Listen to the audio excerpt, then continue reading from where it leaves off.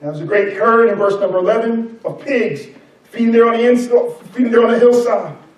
And they, the spirits, not the man anymore, because you have to keep dissecting the two. It is a man and his spirit, and now they, the spirits, are begging, saying, "Send us to the pigs, that we may enter them." So the second beg here is the thing that's unholy in the man, is recognizing that we can't coexist with Christ. Christ has now shown up in this man's life, and the unclean is saying, "We can't hang out here anymore. Don't torment us." It is a recognition that Christ has all authority, even against what's inside of us that's unclean, that's unholy. If we allow Christ to have authority in our lives, the unclean in me has to go. The unholy, the out of step, the out of fellowship with Christ it can't coexist. And for too long, men and women and children, boys and girls, men and women, adults, adolescents, all of us, we've been allowing the unholy to have a seat in the presence of Christ. And they say, "Wait a minute, we can't hang out in here. Don't torment us. We beg you, Christ. We know you have all authority. We saw you come from afar, and we bow down because we knew who you are, and we knew who we were, and we knew that we can't mess with you. So you're here. You showed up in this man's life. We're gone." Now just imagine this. This man is completely controlled by at least 2,000 spirits. But one visit from Christ, we got to go. How long have they been there? I can't tell you.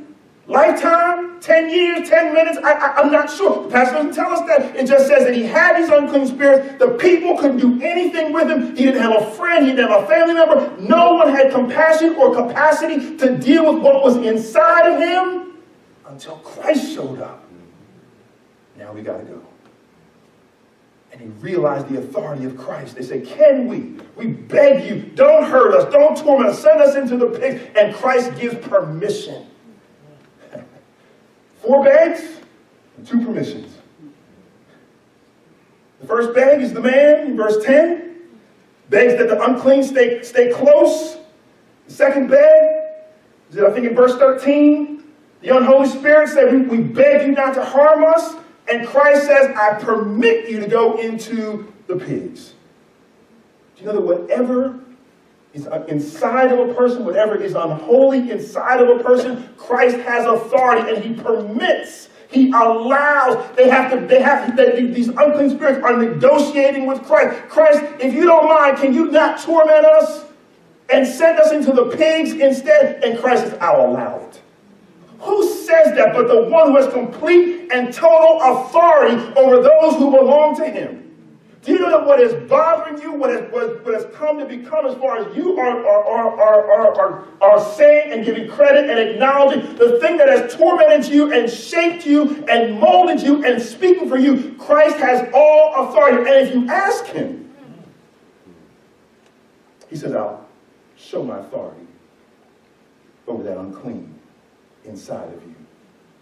That demonic, that thing that's controlling, that thing that's speaking for you, that thing that has become your calling card." It's what people see from way across the room. But they had to ask.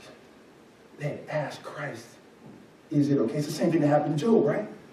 Satan says, "I desire, I'm looking for someone I can destroy." And God says, "I'll allow it."